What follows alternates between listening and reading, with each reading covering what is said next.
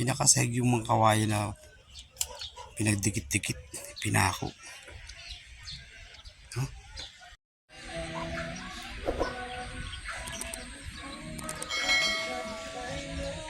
Ngayon lang ako nakarating dito guys sa ano to, sa resort pala to. Mangantila Resort. Ganda ng ano nila. Ang ganda ng lugar nila. Andito sila mismo sa gilid ng Laguna Lake. Ito. Naginawa nilang parang park. Mini park nila or ano, ang tawag dito. Sa ito may heart shape pa na ano. Oh, ganda.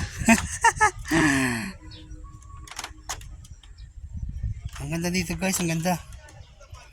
Ako lang kung pwedeng maligo dito.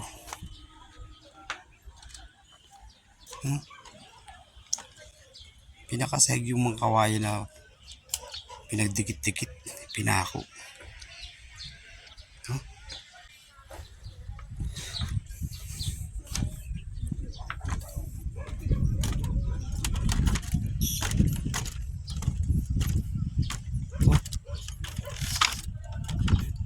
Hindi, kung titignan ko, hindi ganun kapulute dito sa park na to ng yung tubig, hindi ganun kapulute dito sa park na to ng Laguna Lake kumpara dun sa may Binangonan Fish Fort. Talagang mahal yung tubig dun eh. Tingin ko parang chemical, pero dito hindi oh, natural na greenish yung color ng tubig. Ganda.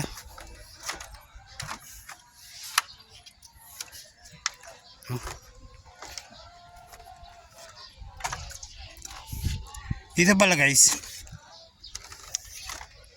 dahil nga resort to, private resort, yung mga bisita dito may bayad lang pagka hindi kakain. May bayad yung pinaka-entrance ba, 30 pesos daw.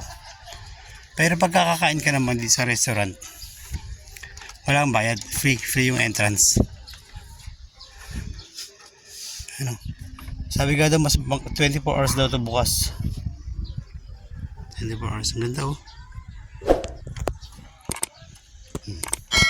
Pwede nga daw dito pumunta kahit gabi.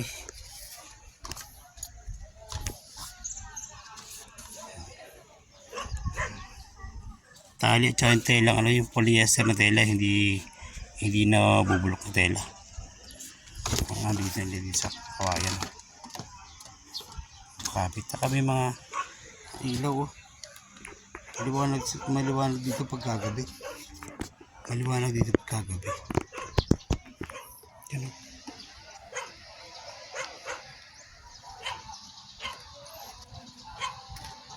Yan ang floating cottage oh. Ay mga cottages nila dito magaganda. Ganda dito guys, maganda. As in. Natutuwa ako.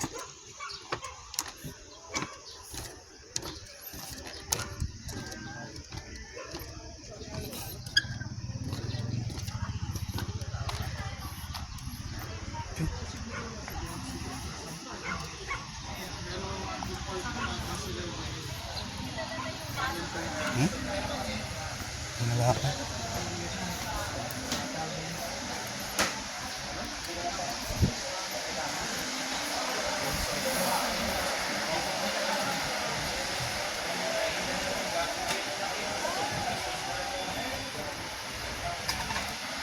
Diyan. Yung mga duyan. Kahoy na duyan.